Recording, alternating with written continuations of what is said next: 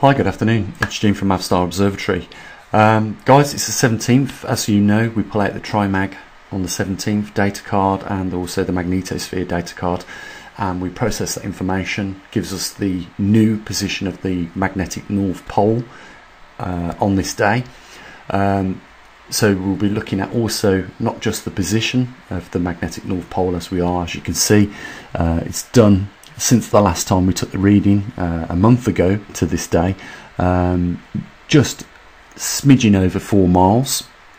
The new position coordinates via longitude and latitude are, as you can see there, I'll just read them out: 83 degrees by 15 hours 8 minutes 25 seconds north, by longitude 123 degrees 21 hours 42 minutes 91 seconds east.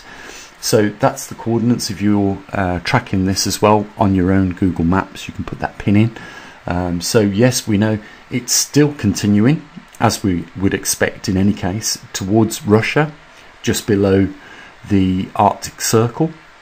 We know the reason why it's migrating, because Canada is losing its high intensity, whereas Russia is gaining its high intensity, therefore dragging the magnetic North Pole over in that direction.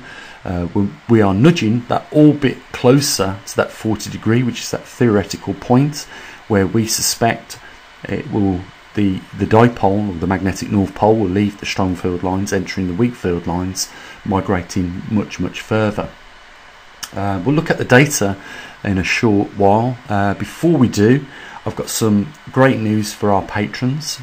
You know, things are progressing on that promise. There's a company now involved called ULM, which is setting up all the website and everything to handle your message, which will be shot out into the universe. So, you know, it will be encoded into the laser and then fired out into space.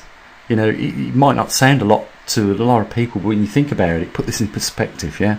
This is a unique opportunity to get a little message out into space, which should theoretically travel forever until it collides with something, either interstellar gas or a planet or a comet or something like that. So, you know, and theoretically it should travel forever as well until it collides with something, and who knows, it may even be intercepted by intelligent life out there. But it's really exciting.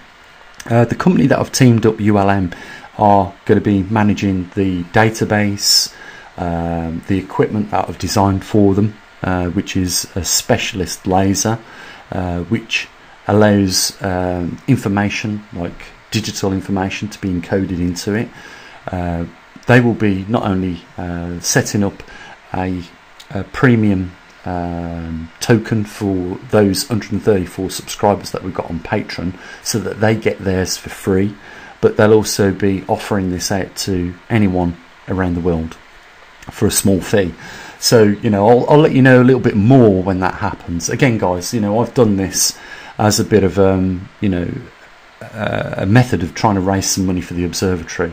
So I'll be getting a percentage back off ULM for you know what I've give them in technology, and you know, they'll be giving me a little bit back for that. But yeah, you know, we'll help and promote it a little bit on the website, but you know, it should all be set up and running, I believe, within the next 2 months, maybe 3 at the max. So, you know, the technology for this now exists. It's just, you know, well, I'll be doing a demonstration for one of the company members tomorrow afternoon. They'll be seeing how the principle of this technology works, using the laser to encode digital audio information and then receiving it at another point. So the laser is going to be transmitting the information over a short distance, hitting a target, which is a receiver, and then you know, showing that the message is being transmitted and proved that it does work through that laser, which is all really exciting stuff. I mean, I've sat on this technology for you know, a little bit of time now, so you know, it's about time it was put to use, and it may even well be very profitable, who knows. So yeah, it's a minute maximum long video message, which you can record on your iPhone, send to ULM website, they'll do the rest for you, and like I say, it won't cost you guys that have been our patrons anything at all. So, and of course, if anyone else is interested in having their little message sent out into space, you can go to the website and just fill out the form. There will be a small fee, but put it in perspective, we can't send people out into space yet. I know that there are companies out there that are trying to do this, but it's going to come in the costs of millions and millions of pounds for those people. We can send something of theirs, their little message, out into space for a fraction of that cost. So, for those that are interested, there will be that option if they want to do that. The other thing that I'm working on, I know I've got a lot of things going on at the moment, is the next addition to the prototype of the Colydra Silver generator, and I'm building 7 of these. I'll offer the 6 for sale for the same price as the older version of it. They are a little bit more superior in design. But we're also going to have a manufacturer look at manufacturing them for us, putting the packaging together, putting some simple instructions in the box, and we'll, at that point in time when all this happens, give those of you out there that are interested in Colydra Silver generators the opportunity to go and purchase them. But I do believe my Colydra Silver generators are more superior than any other on the market. First of all, no one else uses the same gauge of and purity of silver that I do. They might use the same purity, but certainly not 10 gauge rods that we use. Also, it's unique, our Colydra Silver generators are, because they've got their own bubbler in there which knocks off all the building up of the silver colloidal on the rods. So it's cleaning the rods as it's being used, and also just for aesthetic reasons, we've put now an LED in there, so on the night time, if you go into your kitchen, you've got your Colydra Silver generator producing the Colydra Silver. It'll look attractive as well. You can just imagine this little tank with a bubbler on there, producing these bubbles in that that cool blue light background. So that's what we're doing to try and get a little bit more cash for the observatory to continue doing what we're doing. I said I was going to do this year. I was going to get motivated and start to do this, so that we didn't just have to keep relying on people to support it. I'll be honest, it should have been supported a lot more than what it has been, because at the end of the day, I've said this all along, this is your observatory, and we've held any of the information as to the progress of the migration of the magnetic North Pole. You just put that into context. All the other organisations will not give you that information. They won't tell you the latest position of the magnetic North Pole. It would probably cost them too much. Can you imagine? They'd have to designate a certain person to come on every week on a media site or on their own website or something and give you the update. They wouldn't do it. They wouldn't. But I know that there's a lot of people interested in knowing that this thing is still progressing and still migrating in the same direction, and want to know a lot of other information about it. Why is it migrating? There's just a lot about this pole migration, I think, which is, for me, massively interesting.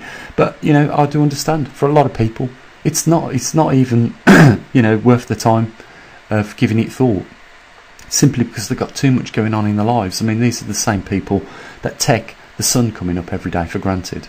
Yet if it didn't for one day do that, everything on this planet would be dead. These are the things we take for granted just simply because they're there all the time. Let's get on with looking at the data then that we've collected off the TriMag and the magnetosphere, and we'll move on from there. So we're over here at poleshiftnews.com on the TriMag data page, and just before we go and have a look at the data, I just wanted to talk about this chart a little bit. This is what we're talking about. Over the last 30 years, how much has changed, from the 1990s to the present time. I know this only goes up to 2018, but trust me, we can easily work out how many more miles we've done from 2018 to this present day, and I suppose I should update it at some point. I have been updating some other things on the website this week. There's always work to be done on this website. Some of the widgets go past the sell-by date and they have to be updated, so there's, like I say, continuous amounts of work, not just processing the data but keeping the website, you know, up and running. Excuse me. So from 1990s, as you can see, to 2018, the pole has migrated 1,000 miles, and this is an indication that things have sped up when we compare the 1900s to the 1990s, where it only done 500 miles.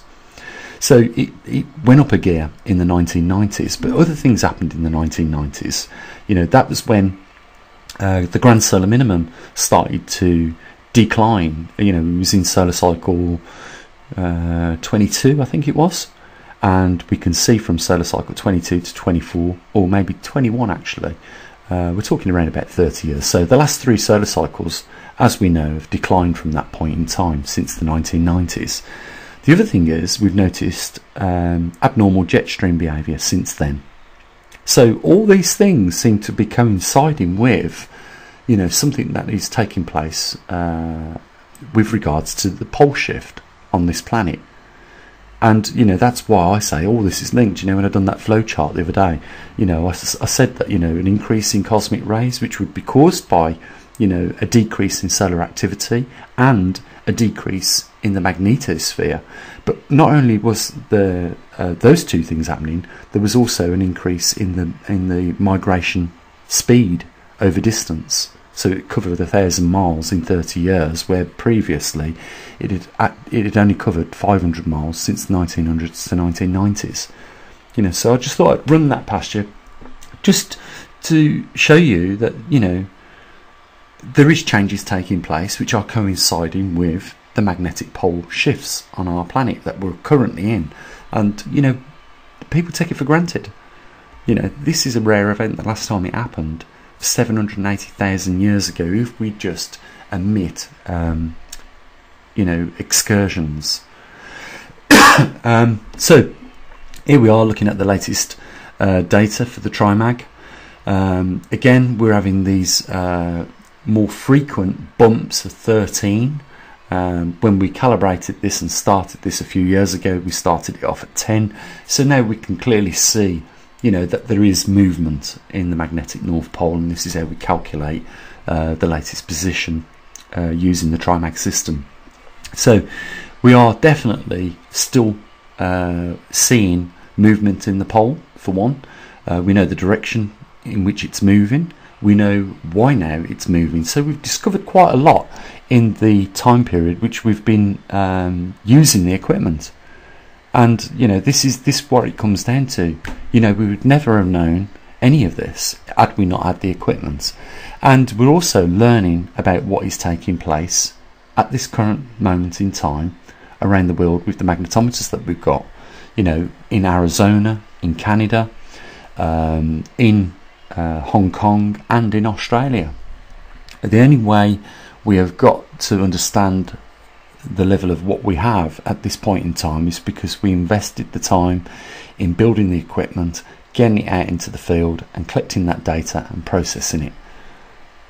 There isn't another YouTube channel, I guarantee you, out there that has done quite what we have here. You know, we've used the scientific method to collect the data and process it and relay it back to you guys. That is something in itself. I think you would agree. You know, we've done, you know, as I've been told by quite a few people, something really extraordinary. You know, for us to get where we are today without massive funding, just trickles here and there, you know, we have managed to do an amazing job. So, yeah, you know, I know sometimes when you look at these charts, they all look like saying doesn't look like a lot's happening, but when you look at the raw data, you can see that we frequently are getting more higher numbers, and therefore, you know, with those higher numbers coming in more frequently, we know that we are moving still easterly in the direction with the migration and at the rate of speed at which it's moving. Let's have a quick look at the magnetosphere data that we've collected. So again, you You know, we was bumping around last month at the 198 on the left hand scale. This month we seem to have stayed above that and gone nearly back up to, you know, midway between 98 and 99, so 98.5 seems about the average. You know, again, we should be grateful really that we're not seeing, you know, sporadic movements. I reckon that would be reflected in the climate that we experience if we did. And, you know, it shows us that at the moment things are moderately calm. And, you know, that is the same for all the other magnetometers that we've got out there in the field. And that really is what we want to see, because if we start to see, you know, sporadic changes in this data that we're collecting, we know that something's going on serious, and we need to focus on what that is.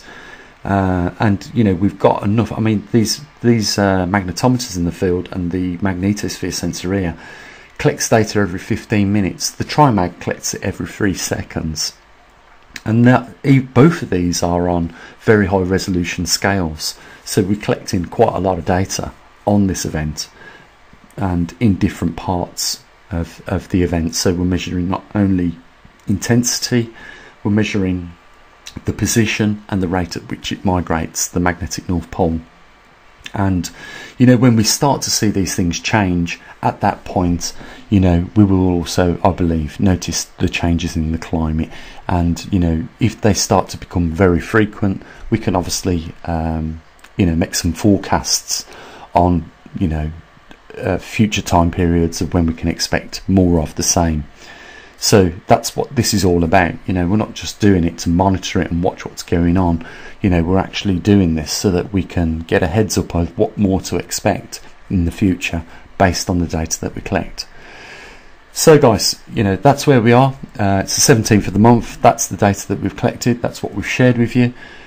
I'll just say this, you know, over the last few days, we've not raised a great deal for the observatory in funding at all. It really becomes frustrating sometimes as to, you know, what the hell I'm doing with my time, you know, that I'm investing in all this, because it's financially not benefiting me greatly at all. You know, if we could get some funding in for the observatory, it would just be a little bit more than anything encouraging to continue doing it. It's a simple fact of the matter.